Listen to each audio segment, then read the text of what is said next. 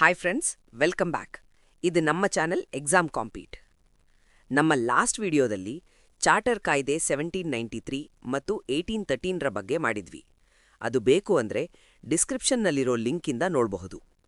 ಇವತ್ತು ಚಾರ್ಟರ್ ಕಾಯ್ದೆ 1833 ಮತ್ತು 1853ರ ಬಗ್ಗೆ ನೋಡೋಣ. 1813ರಲ್ಲಿ ಕಂಪನಿಯು ವ್ಯಾಪಾರದಲ್ಲಿ ತನಗಿದ್ದಂತಹ ಏಕಸ್ವಾಮ್ಯವನ್ನು ಕಳೆದುಕೊಂಡಿತು. ನಂತರ ಎಲ್ಲ ಬ್ರಿಟಿಷರಿಗೂ ಭಾರತದಲ್ಲಿ ವ್ಯಾಪಾರ ಮಾಡಲು ಅವಕಾಶ ನೀಡಿದರು.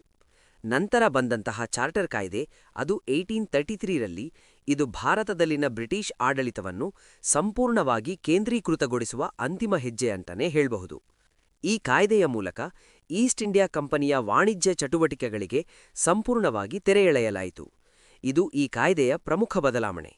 ಇನ್ನು ಮುಂದೆ ಕಂಪನಿಗೆ ಭಾರತದಲ್ಲಿ ಅಥವಾ ಭಾರತದ ಹೊರಗೆ ಯಾವುದೇ ವ್ಯಾಪಾರ ನಡೆಸುವ ಹಕ್ಕಿರಲಿಲ್ಲ.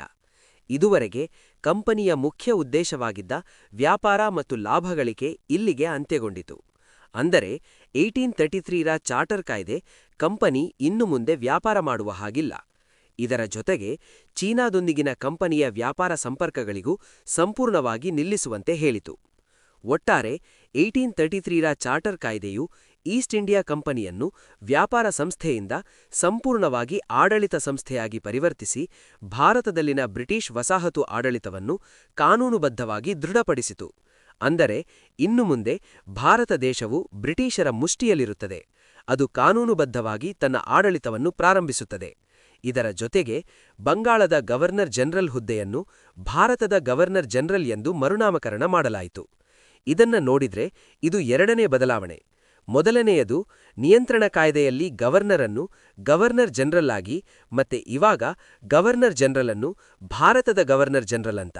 ಈ ಮೂಲಕ ಲಾರ್ಡ್ ವಿಲಿಯಂ ಬೆಂಟಿಂಕ್ ಅವರು ಭಾರತದ ಮೊದಲ ಗವರ್ನರ್ ಜನರಲ್ ಆಗಿ ನೇಮಕಗೊಂಡರು.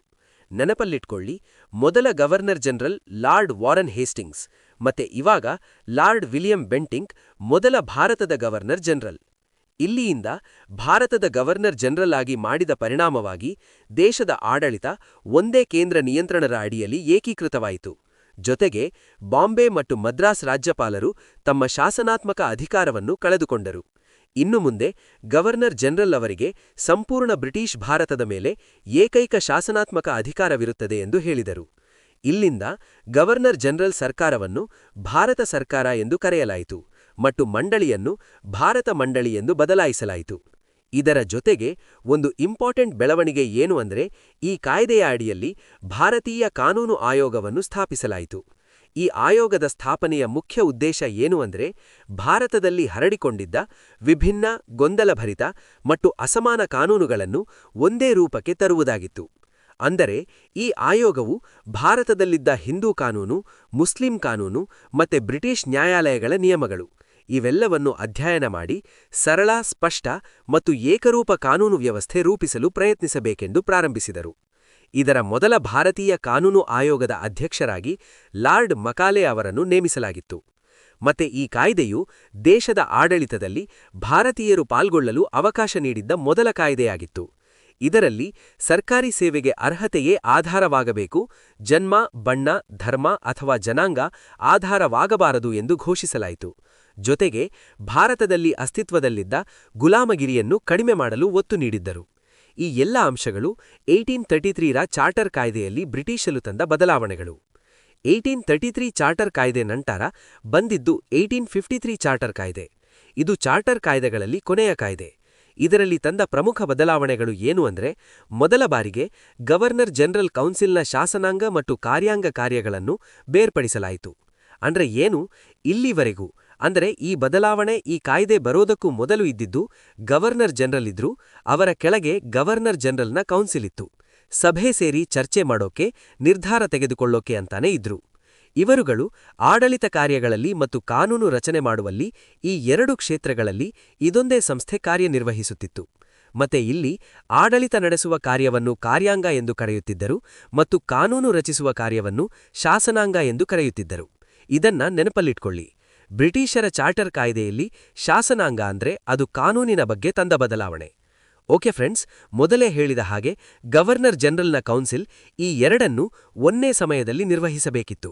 ಇದರ ಪರಿಣಾಮ ಅಧಿಕಾರಗಳ ಮಿಶ್ರಣವಾಗಿದ್ದವು ಮತ್ತು ಕಾನೂನು ರಚನೆಗೆ ಅಗತ್ಯವಾದ ವಿಶೇಷ ಗಮನ ದೊರೆಯುತ್ತಿರಲಿಲ್ಲ. ಇದನ್ನು ತಿಳಿದು ಈ ಕಾಯ್ದೆಯ ಮೂಲಕ ಈ ಎರಡು ಕಾರ್ಯಗಳನ್ನು ಸ್ಪಷ್ಟವಾಗಿ ಬೇರ್ಪಡಿಸಲಾಯಿತು. ಇದಕ್ಕಾಗಿ ಗವರ್ನರ್ ಜನರಲ್ನ ಕೌನ್ಸಿಲ್ಗೆ 6 ಹೊಸ ಶಾಸನಾತ್ಮಕ ಸದಸ್ಯರನ್ನು ಸೇರಿಸಲಾಯಿತು. ನೀವಿಲ್ಲಿ ನೋಡಬಹುದು, ಈ ಹೊಸ ಸದಸ್ಯರು ಕೇವಲ ಕಾನೂನು ರಚನೆಗೆ ಸಂಬಂಧಿಸಿದ ಕೆಲಸಗಳನ್ನೇ ನಿರ್ವಹಿಸುತ್ತಿದ್ದರು. ಇದರೊಂದಿಗೆ ಪ್ರತ್ಯೇಕವಾದ ಗವರ್ನರ್ ಜನರಲ್ನ ಶಾಸನಾತ್ಮಕ ಕೌನ್ಸಿಲ್ ಸ್ಥಾಪಿಸಲಾಯಿತು. ಇದನ್ನು ಭಾರತೀಯ ಕೇಂದ್ರ ಶಾಸನ ಮಂಡಳಿ ಎಂದು ಕರೆಯಲಾಯಿತು. ಮುಂದೆ ಗವರ್ನರ್ ಜನರಲ್ ಕೌನ್ಸಿಲ್ನ ಶಾಸನಾಂಗ ವಿಭಾಗವು ಬ್ರಿಟಿಷ್ ಸಂಸತ್ತಿನ ಮಾದರಿಯಲ್ಲಿ ಸಂಸತ್ತಿನಂತೆ ಕಾರ್ಯನಿರ್ವಹಿಸಿತು. ಇಲ್ಲಿ ಕಾನೂನುಗಳ ಮೇಲೆ ಚರ್ಚೆ, ತಿದ್ದುಪಡಿ ಹಾಗೂ ಅನುಮೋದನೆ ನಡೆಯುತ್ತಿದ್ದರಿಂದ ಭಾರತದಲ್ಲಿ ಮೊದಲ ಬಾರಿಗೆ ಸಂಸ್ಥಾಪಿತ, ಕ್ರಮಬದ್ಧ ಮತ್ತು ಸಂವಿಧಾನಾತ್ಮಕ ಶಾಸನ ಪ್ರಕ್ರಿಯೆ ಪ್ರಾರಂಭವಾಯಿತು. ನೀವಿಲ್ಲಿ ಗಮನಿಸಬಹುದು, ಈ ಎಲ್ಲಾ ವ್ಯವಸ್ಥೆಗಳು ಹೇಗೆ ಮುಂದಿನ ದಿನಗಳಲ್ಲಿ ಅಭಿವೃದ್ಧಿಯಾಗಿ ನಮ್ಮ ಇಂದಿನ ಸಂವಿಧಾನಾತ್ಮಕ ಮತ್ತು ಸಂಸದೀಯ ಆಡಳಿತ ವ್ಯವಸ್ಥೆಯ ಅಡಿಪಾಯವಾಗಿವೆ ಎಂಬುದನ್ನು ನೀವು ನೋಡಬಹುದು. ಮತ್ತೆ ಈ ಕಾಯ್ದೆಯ ಪರಿಣಾಮವಾಗಿ ಈಸ್ಟ್ ಇಂಡಿಯಾ ಕಂಪನಿಯ ಸ್ವತಂತ್ರತೆ ಇನ್ನಷ್ಟು ಕಡಿಮೆಯಾಯಿತು. ಹೇಗೆ ಅಂದ್ರೆ, ನಿರ್ದೇಶಕರ ಮಂಡಳಿಯ ಸದಸ್ಯರ ಸಂಖ್ಯೆಯನ್ನು 24ರಿಂದ 18ಕ್ಕೆ ಕಡಿಮೆ ಮಾಡಲಾಯಿತು. ನಿರ್ದೇಶಕರ ಮಂಡಳಿ ಎಂದ್ರೆ ಕೋರ್ಟ್ ಆಫ್ ಡೈರೆಕ್ಟರ್ಸ್. ಇವರು ಕಂಪನಿ ನೋಡಿಕೊಳ್ಳಲು ನೇಮಿಸಿದ್ದರು. ಇವರ ಬಗ್ಗೆ ಪಿಟ್ಸ್ ಇಂಡಿಯಾ ಕಾಯ್ದೆಯಲ್ಲಿ ಚರ್ಚೆ ಮಾಡಿದ್ದೇವೆ.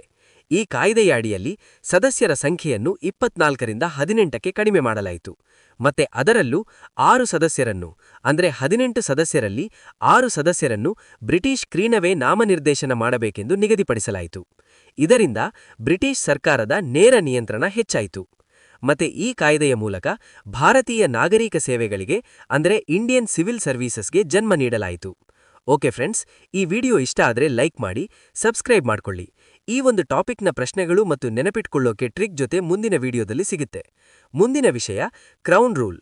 ಹೇಗೆ ಬ್ರಿಟಿಷ್ ರಾಣಿ ಭಾರತವನ್ನ ಆಡಳಿತ ಮಾಡಿದರು ನೋಡೋಣ. ಧನ್ಯವಾದಗಳು.